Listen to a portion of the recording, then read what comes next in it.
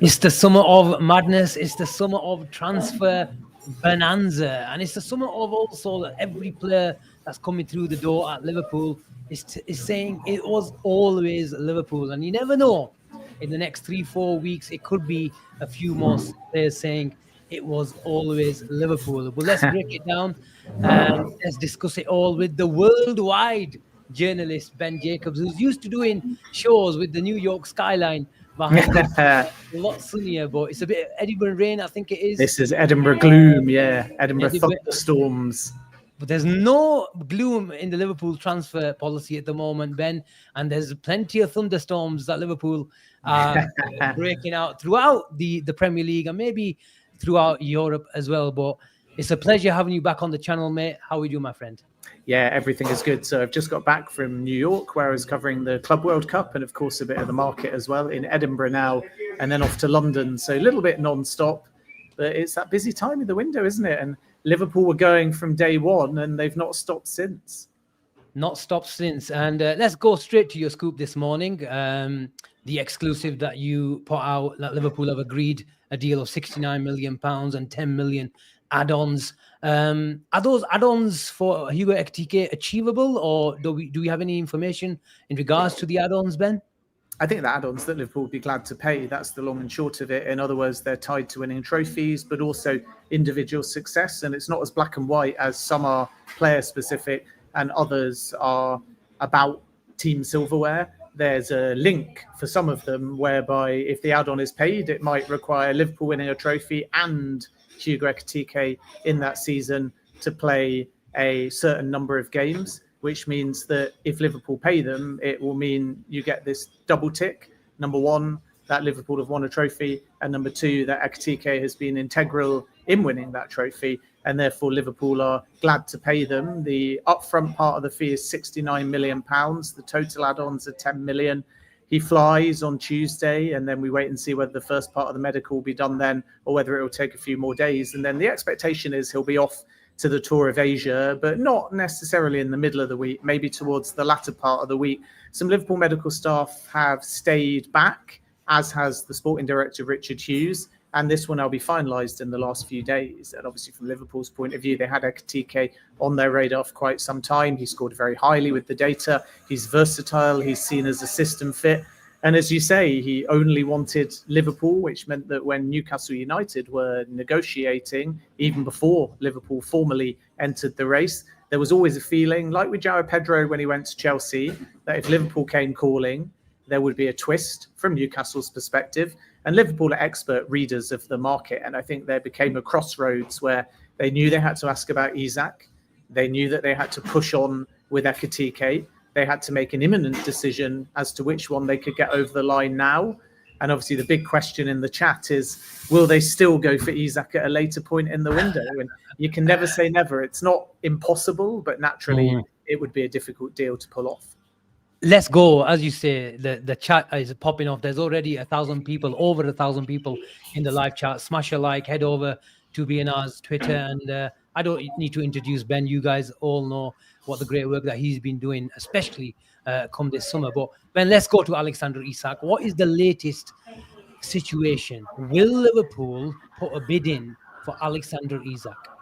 Well, they will if they get any encouragement and they get an outgoing or two. So if they had another attacker, my understanding remains Luis Diaz will have to leave. Darwin Nunez already an expected departure. Add those two up, you're bringing in significant funds. Liverpool already have PSR headroom. So I don't think it's so much about can they afford Isak as are they going to be given any encouragement from the player side or, of course, most importantly from Newcastle United. And this notion that Liverpool approaching Newcastle has damaged the club-to-club relationship or irked Newcastle in any way is not true to my understanding. Eddie Howe and Richard Hughes go way back. Dialogue is natural, and I think Newcastle would see any approach as a compliment. The way you irk a club is if you keep bidding and bidding blindly or forcing the issue or creating a media storm after you've been given a genuine answer, and I don't think we're there yet. So whether Newcastle move, first of all, will require an outgoing, because I don't think they'll bring in another attacker unless they have Diaz departing plus Darwin Nunez. Second of all, is there a time in the window when they'll still have a window of opportunity to bid? Because they've indicated they're prepared to pay a British transfer record. Newcastle know that. But British transfer records come in scales. And if you beat the British transfer record by 1 million, you might not stand a chance. If you're up at 130 million, perhaps you will. If we are respectful to Newcastle's position at the moment, the number might be 150 million. So Newcastle will have to either speak to Isak and realise that the player is agitating for a move, in which case the price may drop, and then you might have the right point in time to bid, or Newcastle may tie Isak down to a new deal, in which case I would expect them to do that very quickly, and then this summer will end. But make no mistake about one thing. Liverpool want Alexander Isak. So whether that's now, whether that's January, whether that's next summer, they want Alexander Isak. So it will all be about timing, but there will have to be that outgoing of Diaz first. Otherwise, I'm actually not expecting them to add another attacker. And therefore, if Isak was to come off, I think Liverpool fans may have to be a little bit patient because it could come later in the window. So just to go back, just to clarify, you think Alexander Isak doesn't come in if Luis Diaz stays? So if, just for hypothetically speaking, if Darwin Núñez leaves, Liverpool are not looking for another attacker this summer? No, my understanding is that it will need Darwin Núñez, who's expected to leave, and Hugo Ekitike has come in. And then if Diaz goes, they'll add another attacker. Now, whether that's a number 9, whether that's a wide player, remains to be seen, which is why we're hearing different kind of profiles looked at, because I think it's an internal conversation. Rodrigo, there's a lot of hype on. We can come on to him in a moment. There is genuine appreciation, but we're definitely not at the point of bids yet. Anthony Gordon is the one that they almost got done a year ago. So, of course, the long-standing interest is there. There might be a scenario where they try for Isak, can't get Isak, and pivot to Anthony Gordon. We'll have to wait and see. But this isn't a today, tomorrow kind of story.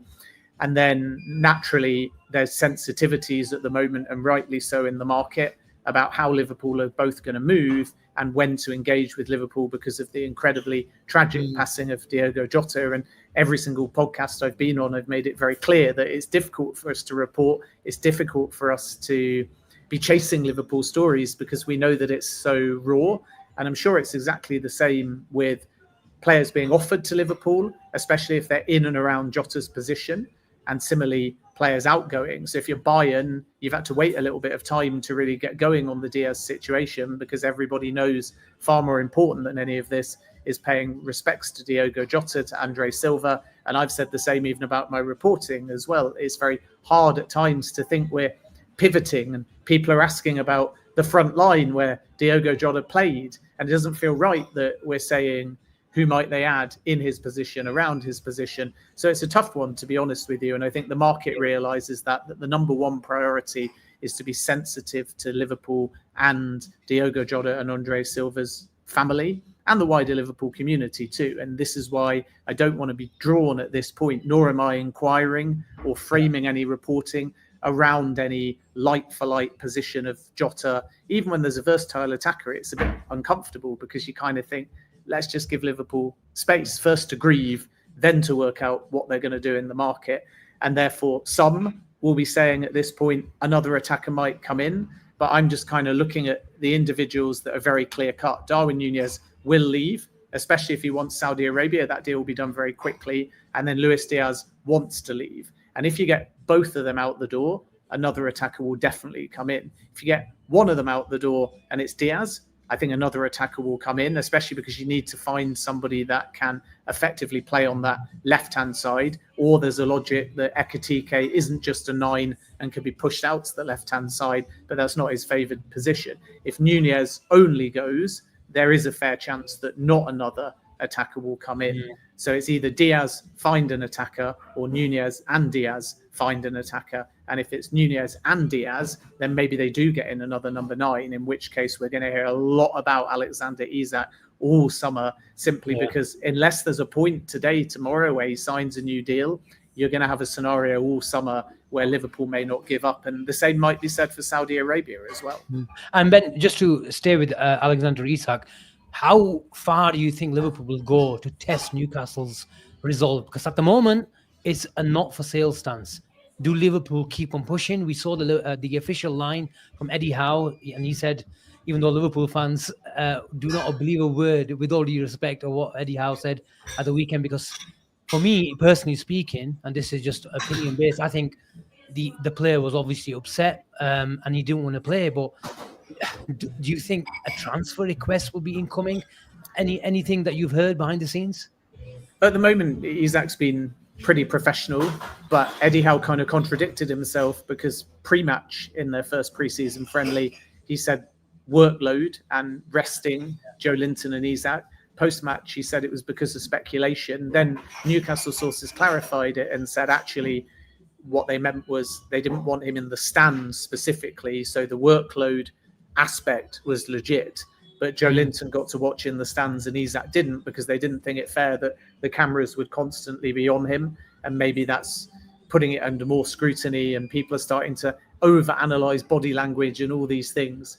So we still don't have complete clarity of what Newcastle's position is, because day one of pre-season, you would think if you're categorical about keeping the player, you would put him on the field and make a statement. And they didn't. They've eased him into pre-season. So that's either genuine or, as Eddie Howe's post-match comments let slip, it's because there is natural speculation around him, which would suggest that the player and his agency have, to an extent, had their head turned.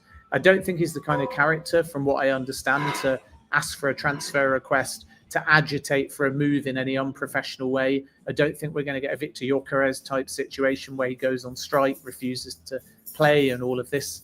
But I think it has to come to a head, and sooner rather than later. So Newcastle's perspective will be to speak to Isak and say, can we get you to sign a new deal quickly?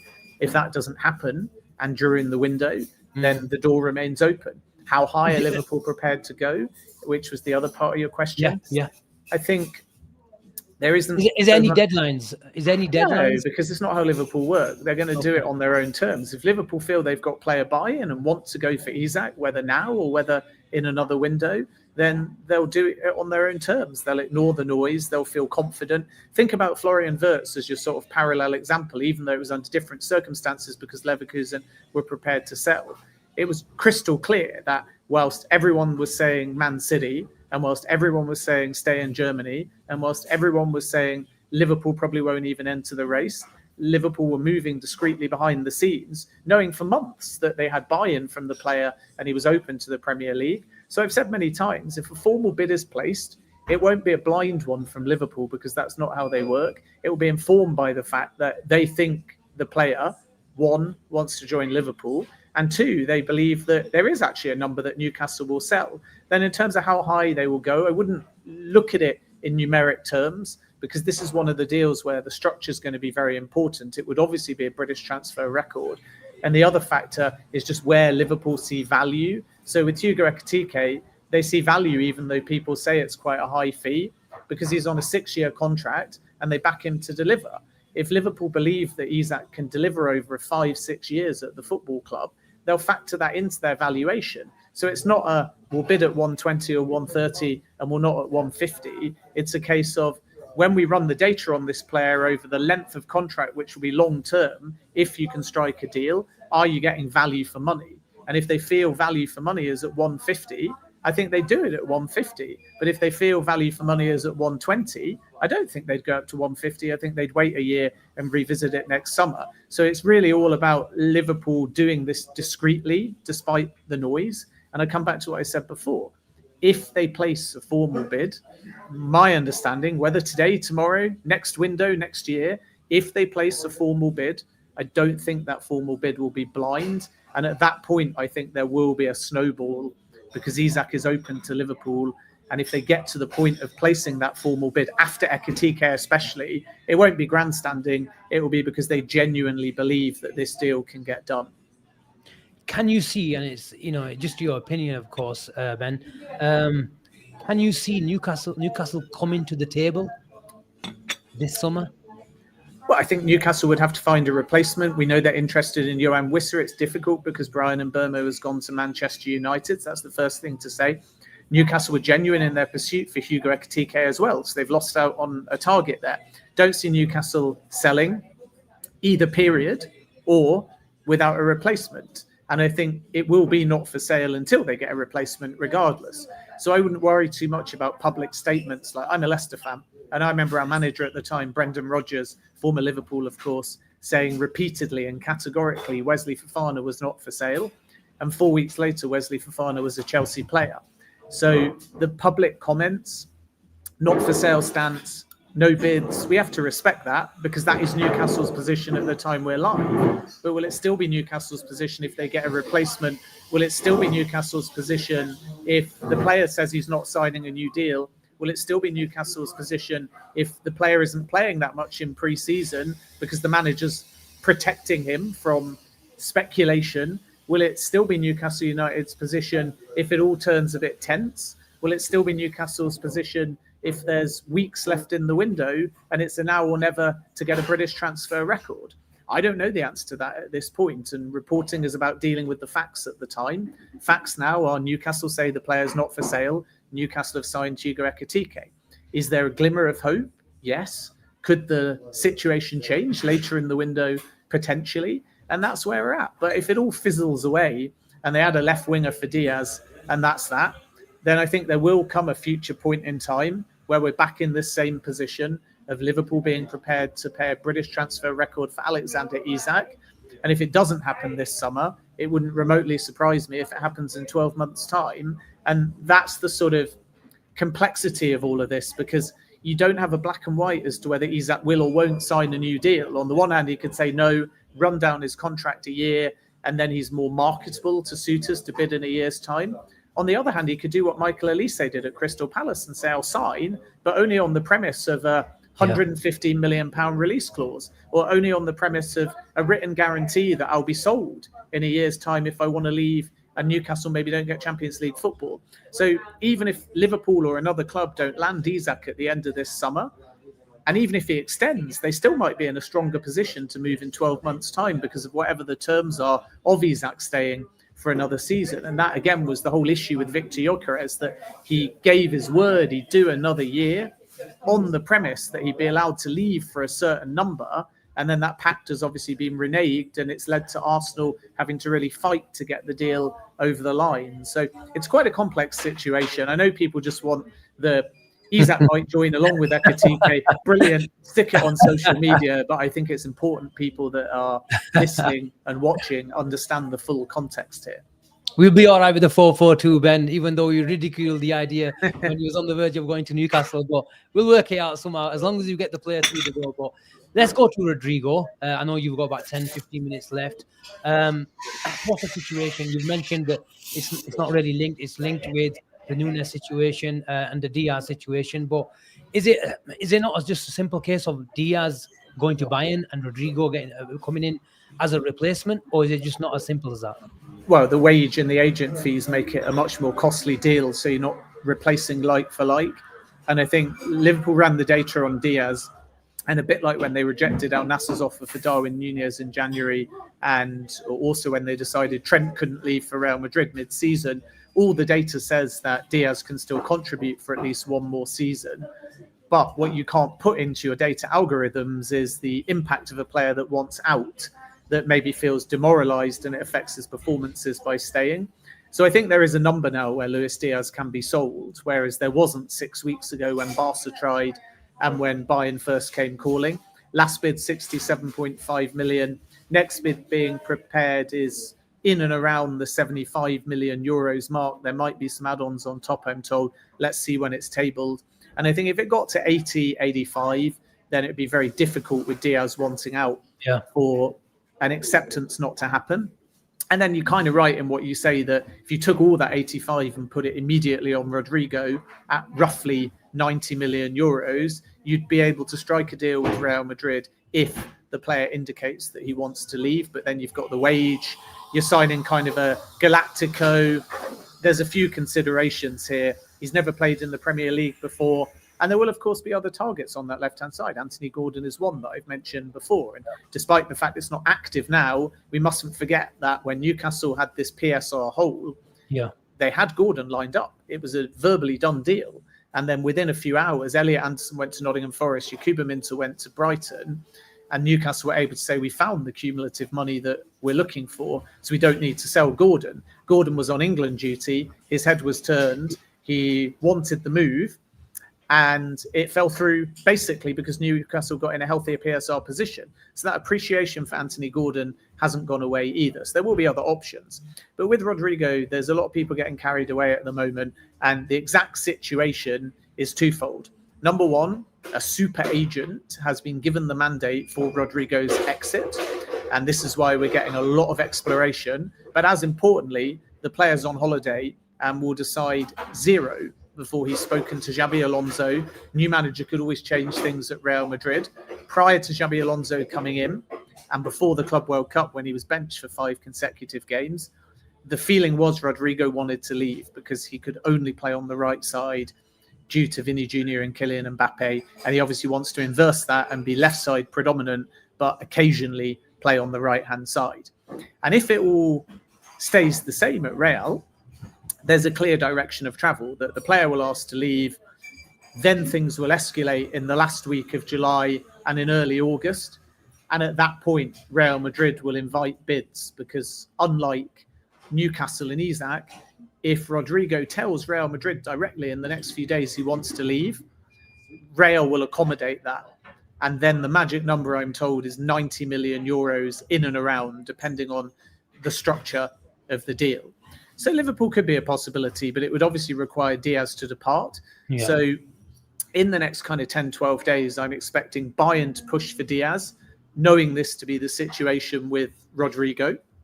I'm expecting there to be a magic number for Diaz, a magic number for Rodrigo. And it might be that Liverpool enter that race, but we're definitely not in the bidding stage. We're not in the speaking to the player camp kind of part of this story yet. So a little bit of patience will be required. And I know people get frustrated by that, but I would say within a transfer market, patience is the most important thing. Because if you go first to the player camp when he's on holiday, when they've told you that they want to speak to Real first, when he wants to have a conversation with his family, if you go too early, then players get irritated by that. They don't want to come back from their holidays and start negotiating. They don't want to be hauled back early to do a medical. They want time and they want space. And Liverpool are really good at understanding when you do nothing, because actually the player camp want nothing done to give them time and space, and when you do something. And we're in a do nothing phase at the moment of the Rodrigo saga. And I think we will be until the latter part of this week. And then I think it's really going to get moving. So Rodrigo could be a possibility. Gordon could be a possibility. But again, if they are only going to add one, and we have to be respectful of the Diogo Jota situation, which is why I don't really want to touch upon it. So we might get a bit more context. And in hindsight, we might understand why Liverpool move at the end of this window once everybody's had time to grieve. But I don't think it's fair or right to be factoring in Diogo Jota to this. I don't think it's fair to be speaking about replacing someone that's irreplaceable when they've just retired the number 20. And I understand that in reporting, that might mean that the context is slightly skewed. But I'm just focusing on two black and whites here. Luis Diaz on the left and Darwin Núñez through the centre. And if you look at Núñez and Diaz departing, and they are going to add one, then they've got a decision to make, whether they get a left winger, whether they get a left attacker, or whether they get an out-and-out number 9. Anything else they do regarding a second attacker may be linked to this bigger picture. But again, I don't think it's appropriate when it's so raw to be delving into that possibility or Jota's position, which, like I say, may mean now we're only looking at one attacker.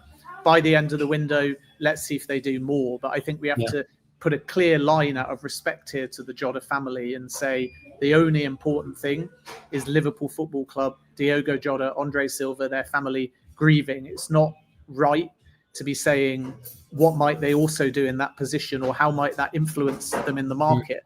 Of course, they'll have overlap between grieving and the window shutting. And of course, people in the recruitment department will have to make some very difficult and ultimately sad decisions factored into what they do. But as a journalist, as I say on every stream I've been on, we're so close to the passing and it's so raw that let's kind of focus on Diaz, Núñez. If one or both goes, do they first go for a left winger or do they first go for a number 9? And I think the answer to that question is still under discussion. Ben, I know you got about 5-6 minutes, so I want to squeeze in as much as we can. Just quickly, if Rodrigo gives the instruction that he wants to leave Real Madrid this summer after having a conversation with Xabi Alonso. Are Liverpool clear favourites? Because there has been some talk about Arsenal showing some interest in the player as well. Yeah, I think Arsenal signed Noni Madueke and he can play on the left-hand side. And my understanding remains that Xavi Simons and Eberechi Eze are both being looked at, which is a clear indication that Arsenal are looking through the centre. Of course, with Eze, he can go out on the left-hand side. So can Madueke. They've got Gabriel Martinelli. They've got Leandro Trossard. They've got plenty of options if they go down that route, which would lend itself towards Arsenal backing out of Rodrigo unless Gabriel Martinelli or Leandro Trossard departs. And at the moment, the expectation with Trossard is he signs a new deal. Certainly the talks are underway. And with Gabriel Martinelli, Arsenal's stance is they don't want to sell. Let's see whether or not that changes in the coming weeks. I think it's all or nothing with those two. I think they'll both either sign a new deal or alternatively, you'll get a situation where they're sold at the right price. But Arsenal won't move for Rodrigo unless one of Trossard or Gabriel Martinelli goes. And even if one of those does depart, if they bring in Eberechi Eze, who can play on the left, Madueke, who can play on the left, it's hard to see how they finance a deal for Rodrigo and keep their squad balance. So within the Premier League clubs, even though there's not really advanced talks yet, I think Liverpool's interest is concrete. Chelsea's was concrete at the beginning of the window, but they've moved on to other options now. And I don't see them adding a Galactico like that unless we get a significant U-turn. It's more sort of a Alejandro Garnacho or even another 9 coming in if both Christopher Nkunku and Nicholas Jackson depart. So Liverpool probably have the most need for a Rodrigo type profile if Diaz departs, but I wouldn't call it favourites, front runner, because at this stage we don't even know whether the player is available until he communicates his decision, and there are no club to club talks ongoing yet. So I know everyone's getting really excited about it, but I would just be patient on Rodrigo because I think we're going to be able to give you a bit more clarity on whether Liverpool and others will or won't move by either the end of the week or early next week. There's nearly 2,000 people in the building. Like and subscribe and all that good stuff as well. And head over to the BNR memberships as well and become a BNR Ultra and make sure you get all the exclusive content coming your way. Ben, let's go quickly to the defense. Why has there been a bit of silence when it comes to the Mark Gahey situation? Well, I think it's price and the fact that actually the player's happy to stay, play football regularly and go off to a World Cup and then leave on a free transfer if he needs to. Other factor is just Gahey's kind of the exception to the rule. So players like Jorel Hatto, and I would add Charlie Cresswell as well, who used to be at Leeds United, they've been looked at because they're in an 18 to 22 profile. And Liverpool love a transition where they actually find the player they need before the player that departs goes, as shown also by Mamadashvili and Alisson. And as a consequence, if they can buy a bit younger, you take the pressure off. So Liverpool losing out, for example, on Lenny Yoro, it wasn't because he wasn't sold on the club. It was because Man U were saying you can play now, and Liverpool were saying, we're not just going to tell you you're going to play now. We're going to give you a correct pathway to develop in the right way. And if we don't think you're ready now, then go and join another club. But we've got the best pathway for you by staggering your development. So this is why actually 18 to 22 and the oldest part of that bracket is the Jarrell Quansah age, was primarily what Richard Hughes has been looking for in the market, to my understanding. But Gay's just a market opportunity and he's not that much older. And as a result, we can't rule it out. But Crystal Palace at the moment are asking for 45 or 50 million. Liverpool are looking to do the deal for maybe 40 million, perhaps even south of that number. And if it gets to the point where Palace need the money, maybe they get demoted officially after a CAS appeal to the Conference League, it's late in the window, you may get a situation where the price drops because Palace want to sell because they know Gay's not signing a new deal. So they want to sell now. But the player may be a roadblock as well because he's not interested in a transition. He's interested in playing 38 Premier League games before he heads off to a World Cup. So you've got a fascinating sort of dynamic of Palace would do a deal with Liverpool now, but the price is perhaps too high for Liverpool. Later in the window, the price may drop. But as you get late in the window, especially if the Premier League season's already started, Gay may say, come back for me on a free transfer because I'm guaranteed to be playing every single week for Crystal Palace. And it's kind of cyclical at the moment because then Palace are saying, wait a minute, we'd rather you don't just play every week and let your contract run down. So I think this is just classic gamesmanship within the window.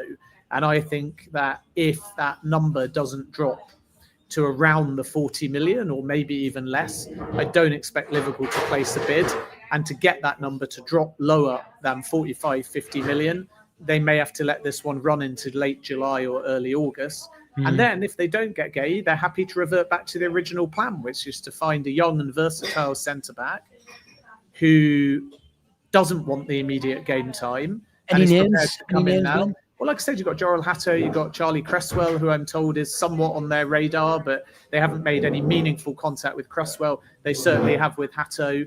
Ajax are asking for 60 million now, but maybe in 2-3 weeks' time, that price will also drop. And he's a very versatile defender that can play left back, centre back. They've obviously got less need for a left back now because of the fact that Milos Kirkos has joined, but they certainly like a left-sided centre back to be the eventual heir to Virgil van Dijk. And this is why the profiles they're looking at can either play left centre back, right centre back. So whilst some of the older players like Van Dijk are there, they can partner him if they need to. That was the logic with Dean Howson.